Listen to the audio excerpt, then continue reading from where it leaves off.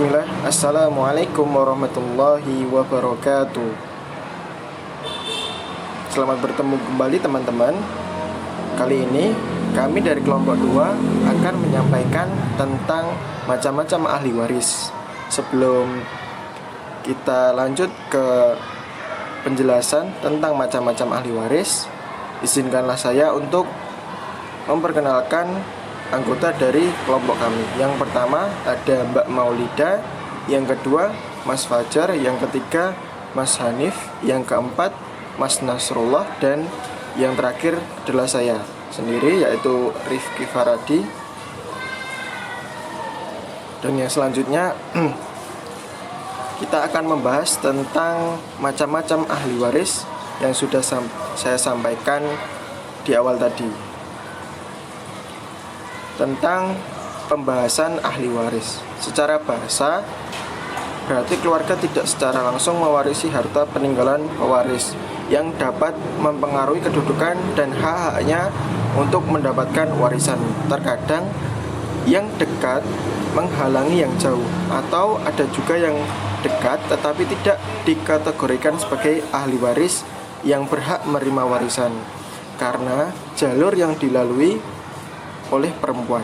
Apabila dicermati ahli waris ada dua macam, yaitu pertama ahli waris nasabiah, yaitu ahli waris yang hubungannya kekeluargaan yang timbul karena hubungan darah. Yang kedua ada ahli waris sababiah, yaitu hubungan kewarisan yang timbul karena suatu sebab tertentu, yaitu seperti perkawinan yang sah atau al-musawarah.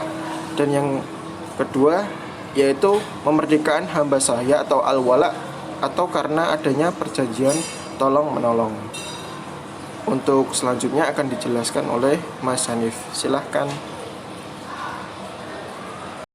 Bismillah, saya akan melanjutkan di slide yang ketiga, yaitu apabila dilihat dari segi bagian-bagian yang diterima mereka, ahli waris dapat dibedakan kepada yang pertama ahli waris asbab al-furud, yaitu ahli waris yang menerima bagian yang besar kecilnya telah ditentukan dalam Al-Quran, seperti setengah, 1/3 atau 1/6.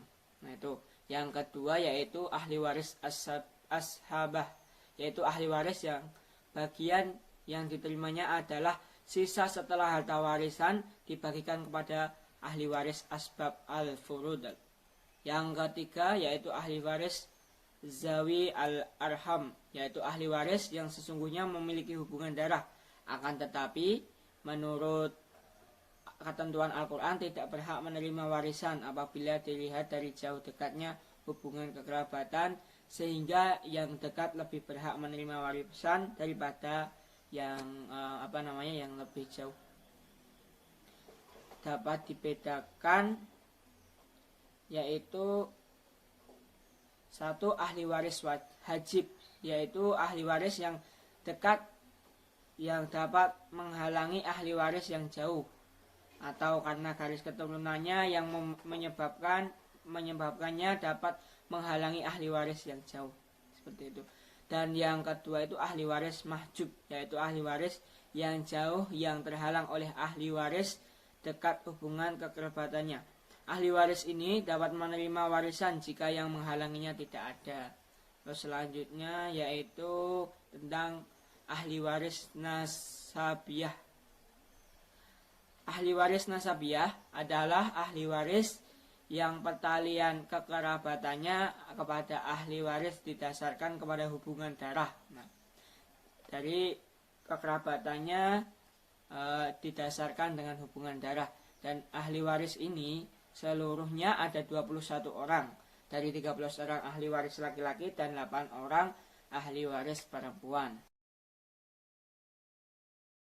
Selanjutnya, monggo mungkin bisa dilanjutkan oleh pemateri yang lain. Dari ahli waris nasabiah tersebut di atas, apabila dikelompokkan menurut tingkatan atau kelompok kekerabatannya adalah sebagai berikut. 1. Furu al-waris, yaitu ahli waris kelompok anak keturunan al-mawaris, atau disebut dengan kelompok cabang. Kelompok inilah ahli waris yang terdekat dan mereka didahulukan dalam menerima warisan. Kemudian yang kedua usul al-waris, yaitu ahli waris leluhur al-muwaris. Kedudukan mereka meskipun sebagai leluhur tetapi dikelompokkan berada setelah furu al-waris. Kemudian ada al-hawashi, yaitu ahli waris kelompok samping, termasuk di dalamnya saudara, paman, dan keturunannya. Bismillah, melanjutkan materi yang selanjutnya, yaitu ahli waris sababiyah. Ahli waris sababiyah adalah ahli waris yang hubungan kewarisannya timbul karena adanya sebab-sebab tertentu, yaitu yang pertama sebab perkawinan al-musyaharah, yang kedua sebab memerdekakan hamba sahaya, yang ketiga sebab adanya perjanjian tolong menolong. Sebab sebagai ahli waris sababiyah, mereka dapat menerima bagian warisan apabila perkawinan suami istri tersebut sah, baik menurut ketentuan hukum agama dan memiliki bukti-bukti yuridis. Al-furud, al-mukhadharah, dan macam-macamnya. Kata al-furud adalah bentuk jamak dari kata al-fard, artinya bagian atau ketentuan. Al-mukhadharah artinya ketentuan besar kecilnya. Jadi al-furud al-mukhadharah maksudnya adalah bagian-bagian yang telah ditentukan besar kecilnya di dalam Al-Quran. Bagian-bagian tersebut itulah yang akan diterima oleh ahli waris menurut jauh dekatnya hubungan kekerabatan.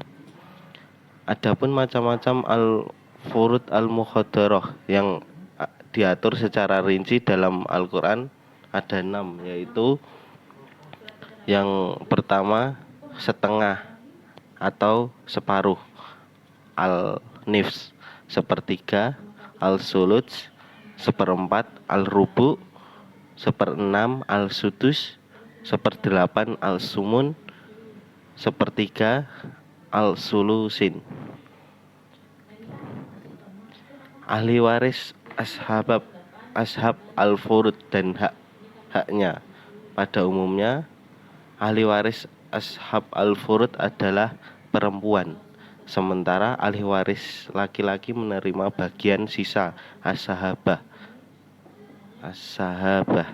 ya, kecuali bapak, kakek, dan suami. Ahli waris as-sahabah dan macam-macamnya. As-sahabah adalah bagian sisa setelah diberikan kepada ahli waris ashab al-furud sebagai ahli waris penerima bagian sisa. Ahli waris as-sahabah terkadang menerima bagian banyak atau seluruh harta warisan, terkadang menerima bagian sedikit, tetapi terkadang tidak menerima bagian sama sekali karena telah habis diberikan kepada ahli waris ashab al-furud, yaitu ahli waris dawi al-arham. Kata al-arham adalah bentuk jamak dari kata rohmun yang menurut bahasa artinya ialah tempat terbentuknya janin dalam perut ibunya. Pengertian tersebut kemudian diperluas sebagai sebutan untuk setiap orang yang dihubungkan nasabnya kepada seseorang akibat adanya hubungan darah. Dalam pengertian umum, istilah dawi al-arham mengandung maksud semua ahli waris yang mempunyai hubungan kekerabatan karena hubungan darah dengan si mayit atau dengan al-muwaris. Di dalam pembahasan fikih mewaris, terminologi dawi al-arham digunakan untuk menunjukkan ahli waris yang tidak termasuk ke dalam ahli waris al-furud dan juga asoba. Poin selanjutnya yaitu yang G, yaitu ahli waris maula al-muti. Maula al-muti atau kita sebut dengan budak yang telah dimerdekakan tuannya. Dalam konteks kehidupan seseorang tidak cukup relevan. Bukan saja Islam sejak awal sangat menganjurkan agar setiap hambanya sahaya dan perbudakan dihapuskan dari muka bumi ini, tetapi nilai-nilai humanisme secara universal tidak membenarkan adanya perbudakan. Adapun status kewarisan mutik dan mutikoh dalam sebagai ahli waris sababiyah, mereka dapat mewarisi bagian sisa karena sebab tindakannya memberikan kenikmatan dan derajat kemanusiaan yang sama dengan orang lain kepada hamba sahaya. Lanjut ke poin selanjutnya yaitu yang H, yaitu ahli waris yang terhijab. Hijab secara harfiah artinya satir, penutup atau penghalang. Dalam fikih mewaris, istilah hijab digunakan untuk menjelaskan ahli waris yang hubungan kekerabatannya jauh, yang kadang-kadang atau seharusnya terhalang hak-hak pewarisannya oleh ahli waris yang lebih dekat.